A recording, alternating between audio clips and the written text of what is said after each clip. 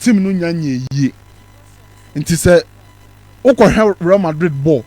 Now who some improvement susuma wani nye. Boss player same we man kan de bia. Okay. Mo mususu ema wani nye. Yes, improvement bad there. Ma wani nye say improvement aba. But high power de ni gidi. Ema ni nye se team na ye because team ni enye ye. Me ya Alonso analysis no. Me catch you say the real challenge our Real Madrid how about finding the balance of the ball with Vinicius and Mbappe. How Alonso about finding the balance of the ball with Vinicius and Mbappe. And no any problem no. First game Real Madrid any Hilal boy you know. Me be catch you say sa first game no share Alonso ideas. It to coherent the structure, coherent the patterns, coherent the principles I will use to coherent no. And no first game no. Second game no because of red card ninety, you will say or adapt it to the situation, a sign of a good coach. Against RB Salzburg, Real Madrid first in energy here because now boys no one was through. But me catch was no problems wom. On that day, now Real Madrid combination play near top. No more counter pressing top. But no more high press. Any crowd on first to defend it in your block no problem so team catch them say munyabotre against Juventus me be a detailed analysis on Real Madrid without the ball. I catch you say 5-2-3 5-3-2 now we use no problems bebre wom and one problem one is say a narrow structure. South structure no too narrow 3-2 na wani mu no too narrow and opponent betumi agina nkyɛn no receive ball no it me kind against Juventus against Dortmund so mbɛkyerɛ sɛ wɔsesa ne nsa no kakra in terms of how na Real Madrid for ekura ball no nti mbɛma hu some minimum width bi na Alonso use in that game it won say kakra or build upon BB but Saudi na or build upon it no onyanwie even 10% of ade no because Real Madrid team no a form team and na afa no be page team no and page no page team no o person man ye can say a modern type of team a team a press a team a kura ball no a team to me bypass press and no more akasa ya ade wa transitions that no ade no so aka ho a modern type of team. Yes. Does it mean say Obeto an old-fashioned team? An old-fashioned team and rely so much on transitions. Now and to me adjusted to the modern day of pressing football. Boss player, now Real Madrid pressing so who send you must pressing. It's a new modern type of team. Now maybe more examples. Ejumano. Alonso. Ejuma Angel. Alonso Ejuma no we mobo kakra. Because Ejuma no son. Boss player Ejuma no son. Alonso mature enwie for such Ejuma. Dabi wa mature wie. Ejuma ndi obetumi aye ni ideas and principles here top. About players no. Tactics any players ko bom. Sa wo kire player na tactics no anko ya. Tactics no so amamfa so. Eti ekwan ben so na Alonso be convince players ne say yenkura ball na koko defend koko take eno ni the problem of the ball. So metena na me ye analysis in phases. Eti me ba me sha say free pressing because anam hu ni say I had the first point of contact, a basic idea, a first point ye shake game na say obi a press. Eti I start from pressing me wi na mabemo hu the attacking structures versus defensive structures. It's attacking structure versus out of possession. It's me breaking game ni down in phases. Sounds na coach is ni huno. Angel Rock Mesha. Sana coach is ni huno. On the ball no, you attack. Off the ball you defend. Ahano any Real Madrid problem no off the ball defending no. Off the ball. You was say we go into a high press and you was say won't go high press but you are sitting in the block. It would also won't press it. Pressing now won't press no. You are sitting in the block. Now what they are trying to say opponents never try say obe break you down. Some woman me anyway in Real Madrid are bad at it. You fell short. Some woman me anyway. Real Madrid are bad at it. The starting game no. ɛna me say me hwɛ Alonso kwan obefa so approach game no because me catch say e very very important ɛno me bobɔ no ma bi so kyerɛ o kwan Alonso befa so approach game no kwan Real Madrid befa so press PSG ɛna kwan Real Madrid for befa so dealing with PSG enso fluidity no we ye normal me bobɔ so de kyerɛ o ye say game na say me say me hwɛ kwan Alonso ebe approach game no obekɔ with the idea of pressing and also obekɔ sitting in a block no rely on counter attack. And no Alonso kyerɛ sɛ ɔno no ɔnfa team ɔne ne besia ɔbɛyɛ proactive because after 2-0 nyinaa na Real Madrid were pressing. PSG third goal no it came as a result of a poor press from Real Madrid. Ɛkyerɛ sɛ ɔno deɛ ɔpɛ sɛ ɔyɛ proactive ɔnfa wɔn ne team a ɔne wo besia nti ɛhɔ no ɛyɛ tick for Alonso ma tick hɔ no because sɛ wɔ approach game ni yie sɛ wɔ approach game no sɛ Real Madrid na ɛyɛ top side na ɛhɔ na ɛyɛ tick. Does it mean say as a coach no every game piano you go in with a proactive mindset? When I top side, when I quality players, my opponent na adapted to you. Okay. Before the game, my opponent na how. Okay. No adapted to all tactics no. But during the game, you manage the game. Okay. Into the whole game preparation and game management. It's opponent and manage also not prepare for the game. Okwadru game ni mu na hwe na no ma binya you manage the game. Yeah. Angel rock. It's obu unprepared game ni ye. But the game management are top. Okono ko se why mistake and tantamo ana no asesa no ma. Eti Sir Alonso epese Real Madrid and the quote match mu. Nom de omusa ko two opponents no so na ho no me dia ma Alonso. Ehemfa na memfa ma Alonso boss player. First image. You started ball now 24 seconds and I say Adie. Ofo PSG de omusa be keka ho. Adie. 24 seconds. Boss player pressing be a Real Madrid for na press. You can't tell me say Alonso Leverkusen any PSG Asia. Commercial Leverkusen 4 it will never happen. Oh, how are you saying? Say PSG team way any Alonso Leverkusen Asia come on say Real Madrid 4. Oh, but you never say never. Can ain't see that. PSG team no form on one. Boss player can ain't see that. Hey, masa, ain't see that. Hey, can ain't see that. Hey, say PSG be say Alonso Leverkusen 4. Can't see that. Because fit di ni ego to no press. Boniface di ni ego to no press. Obia di ni ego to no press. Bayern Munich the pressing PPDA na 7.5. Best system minutes na buy a ball first shot. Eti one ka to say kwa ni PSG ni Leverkusen team ni PSG common press. So it means boys now Alonso abeto Madrid no they full big. Omo press. Penny Vinicius no they don't work off the ball. They don't press. Montake. She pressing be omo press. Asaf Hakimi ye free. Mbappe ne gina no. Angel rock Misha. Mbappe ene gina Ashraf Hakimi ho no. As also one press Ashraf Hakimi. Kwa next image mami. Near hard San next image no. One kwa high press. Ya bobo na fa ho. Yes. In this instance, then I saw prevent say opponent no. Abobo na kwa nechi. Wo de mani for ball ni kwa ni prevent so abobo na kwa nechi. So abobo na kwa nechi a okọ recycle possession. Yeah. Etu the force man kwa nim. Eti de kan ba betumi aye say kwa back press. O 5 quote mami. You do a back press. Yes. Ya the ball na front, ball na bo chinti sa America sa we be press. Eti brabe kati ya passing le say Ashraf Hakimi into me sa fa ball ni enko nechi. Bellingham, Vitinha you closer to Ashraf Hakimi. Put a cover shadow on Vitinha. Block sa passing lane na enko Vitinha ho no. Koko gina nanim. Se na be Ashraf Hakimi into me fa ball no Emma Vitinha. We ne heading. First of all, Madrid players no omo sensitive enough to know what to do to the whole game. And I say omo nim say also omo but they are reluctant. But they are reluctant to do it. Omo nim they know say yes omo back pressing nipa no wage ball no. PSG no o pebo ni kura. Eti back press na emma ne fa ball ni kwa eti no omo recycle possession. PSG oje ball no obo ball ni kwa eti na wadwen ye say obo kwa eti so obo sim da bi o. O de entice so braba press no omo fa ho. Enti na bia me kan ya me say wall passes enticing or entice so o betu so braba press na space na da wati no onyu so sa space no. Yeah.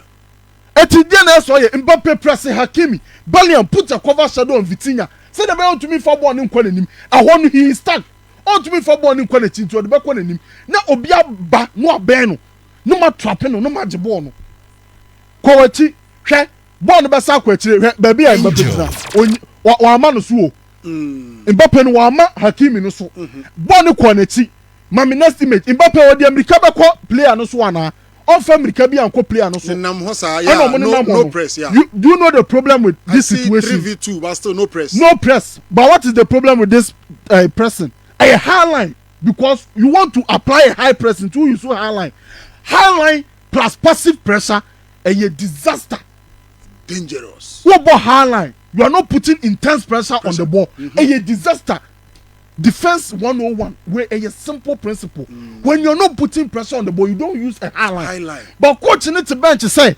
no person players in press it to a person players use high line no press high players no so kwagina park no so no money na ho kwasa omuni na ball no ho mon take you does it mean say coach no ne players no bond enya meto omu ntema na because player there wo ye the coach ne person wo ye na make aya kwadro say akwadro no play akwadro no wo Mbappe ni Vinicius Moafa akwadro top players at the highest level in pressing on we call something line of confrontation. Angel. The first line of confrontation is the forward line. So forward line ni jump no ko press. Midfield line won ho. You back up the press. Yeah. Now the American way dey chire. Back line so nyina ho obe back your press no. Enti na most so be press high or use high line no. So it means defense no starting from attack. Starting from attack. That is the first line of confrontation. Enti person forward line no e ko press defensive line.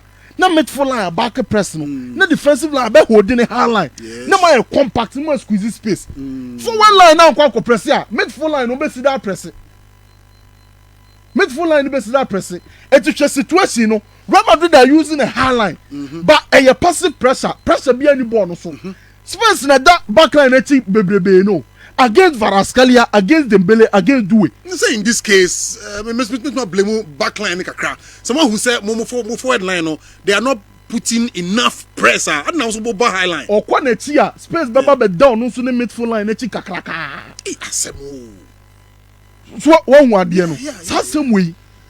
Me free can first match day 1 against Mallorca now mobile 1-1. Angel Rock Misha. Match day 1 against Mallorca. Of I feel next image near Sarhadia. Another situation here. It's that situation where behind the go in the baban. How do you not go Mayo? No go my there be 50 seconds. Back 24 seconds. What you 50 seconds? 50 seconds in you. Real Madrid dey press Mbappe. Okasi akwa press ya ni se ugina nipa no ho. Wo kwa press no se ugina nipa no ho. Pressing no. You can press no cover passing lane now. And that obieti no. It's by body orientation. That body orientation, it is very, very important. It's what press here. Body orientation. Pressing no. It is not just about timing of the jump. And you know about body orientation. How I be jina abe opponents no. It's very, very important. Maybe Mbappe jina. I want to say jina concern put pressure on Makwino so. Hakimi so ye free. Bellingham so you late in the press. But situation, Vinicius, what should you do? Back press. Baba press Vitinha now ye DM no. Obe pass na. Obe pass na no. So back press na Tchouameni will not step up to Vitinha. Obe cover space na dey chine. But omunya sa enti hweja na everso na the red na to no so no. Also ye free. Free man. Because Tchouameni e ko Vitinha ho. Di enti no ko Vitinha ho. Vinicius did not back press. Wa man chi ama me press. It's John Neves are free. It's my next image. Almost a simple pass to John Neves. One aje ball no the ball no come. 55 seconds. Ya ball ni nyen 1 minute o. Ba 3 pressing deficiencies under 1 minute. Yeah. Now coach dey na be. Boss player. Coach e dey na be. It's a tight corner. Boss player, mo situation ni dey. So Real Madrid dey pressing ni here. Now to mo say etumi forso PH for no emom kolon na de ha me kura ye Rudiger go no boss player Rudiger go no mami sa image no ne enko Rudiger Real Madrid dey come to man press in the form of a 4-4-2 live on Facebook yeah also obi agino obi ho but ham wo problem with Alonso but because of say early days yet intimi nka early days yet or your mistake bi ho sa Bellingham position na ogina no se ball ne ba be di Hakimi ho a also the distance ne wa yes and no na first sequence na me de kire no any goal no say ya ne te Bellingham be fin na aba be press winger aba be press fullback that distance no ewa by the time we be fullback no wa bobo no kwadadada na say you Gonzalo no anim ho na ye wo Mbappe wo Vinicius I think there was a Bellingham fin because omo nigina ono they are not aware of situation no kro omo dam no they are not even aware of situation omo dam hwe in this instance also obi agina obi ho page for no say obi agina obi ho omo yo madwe so omo bobo na ba e di asembeba 05 next image mam na hwa de angel omo kolong also omo kolong na 05 mam next image Real Madrid be recover ball no Real Madrid recover ball na no yo madwe say omo bo e di akoma Rudiger but a top side o build up no when to me anye and wa ball long ball o ball long ball na o lose ball na dia no ye wa regroup esa ko press opponent na ko je ball ne back etima me next image na ha de hwe Rudiger hwe one e ko no so ko wachi ba kuma me Dembele na ko no so about 10 seconds after losing the ball omo regroup in their 4-1-4-1 e ko press Real Madrid akwaje ball no yeah sign of a top side wa person obobo ne sese free akire ba Real Madrid are pressing one to me and wa ball on ball na Real Madrid age ball no Real Madrid je ball no dey kwa akire akọ recycle no so aba o dey kwa akire na PSG to me regroup in the space of about 5 seconds ayire Rudiger akọ je ball na akọ so mo ho na angel Dembele sem da nipa so Dembele no boss player mo madwuma ne de mame sama another sequence bi kura na obunsan fu kura mo hey biggie o shemukina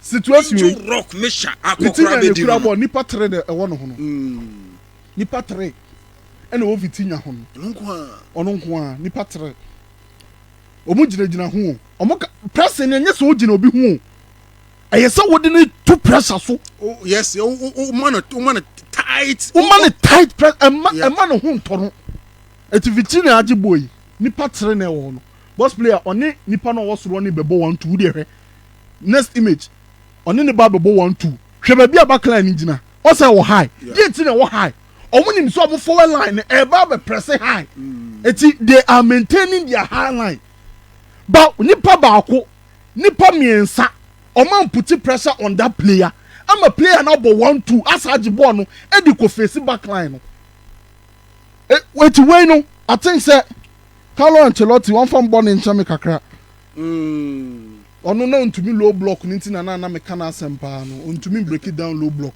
but since say the pressing no nya enyo ono nkwa na e problem no Mbappe ne Vinicius chunk of the problem boss player chunk of the problem Dembele scenario way angel rock mesha Dembele akọ press Courtois hwe scenario way o Pierre Fonny use 4-1-4-1 press meaning say a +1 -1 it is striker back no on e press 2 center backs no and the keeper because any modern football the keeper no can build up no it is Dembele on baby ogina no akọ press Courtois next image Courtois pass ball no dey akoma hwan Asensio hwe Dembele wo free keeper no ho chesi ball no mama next image wa carry ball no dey ba nim hwe Dembele and that's so tracking no Vinicius Mbappe won so mo ye bi da no nipa baako wa press keeper na pass am center back no wadi nachi center back na carry ball no dey kwa nanim o da so di nachi o yes an nti hwe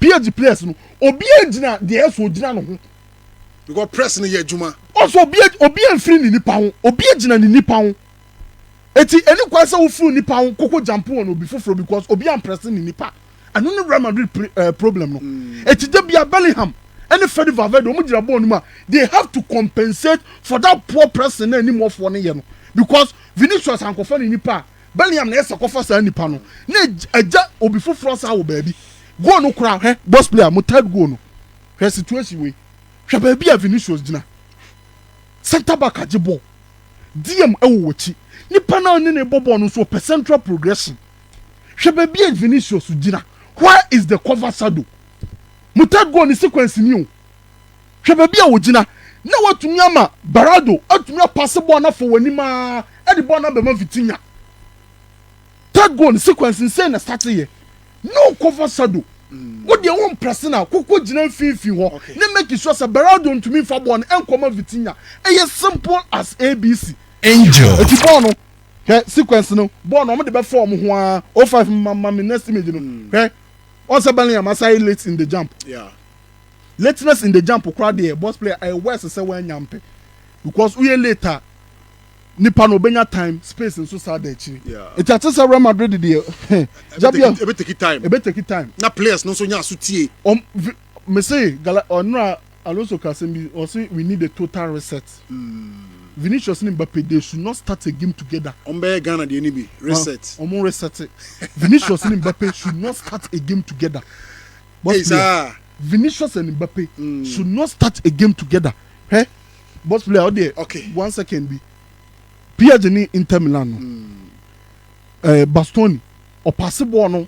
At the command the marqua. Ubon say Odi Americano de Conani. Now Inter Milan you see the same thing at the Barcelona. Barcelona Bastoni possible on the command the marco. Now or Conani ma Lami Yama any Bastoni echi. It's not Bastoni abe free no abeje. But PSG na desire do it at the Bastoni echi.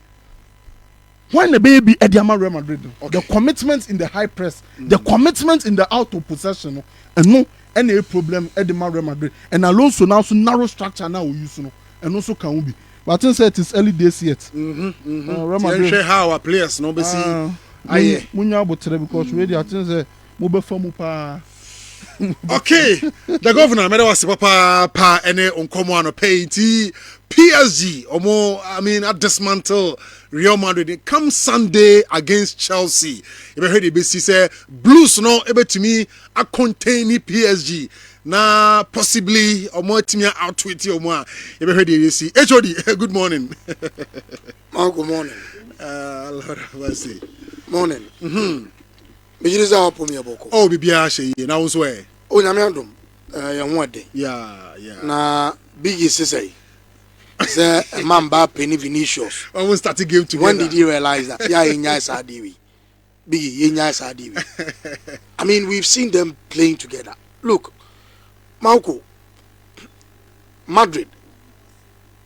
Enye adia Malco makers. I say, dear sinners, a being see down. Alonso, Alonso, a new coach. Fine or buy or 1 or 2 matches be a fine. But now when you are playing against PSG, look at the goals that they conceded in our okay. I think about 2 of the goals were gifted. Rudiger, Asensio. So media. Now before you talk about the defense, no, so push it team forward, no. Before the first goal coming, within that 5 minutes, no, Madrid made a lot of at least 1 or 2 in now we made the corner. Game or Malco. And especially within 7 minutes, who conceded 2 goals. A few teams. And the many moment. On the changes in a buy. As a man for a trend proud pride. And maybe a man Mbappe Beshemo. Utia, he was going to stick with the same system. But he needed to push Valverde to the right side of defense. Maybe I may catch a Madrid for and say they should give the man at least time.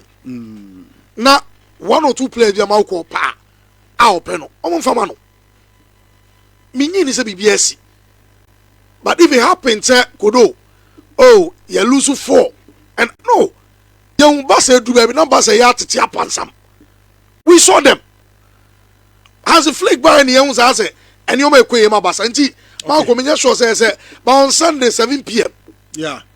7 p.m. Amzo obi eje PSG show be yes. Chelsea next. I Chelsea in my yeah. They odi. We will meet them. Chelsea in the ho. I never. Yeah, baby, I will be. But person be through.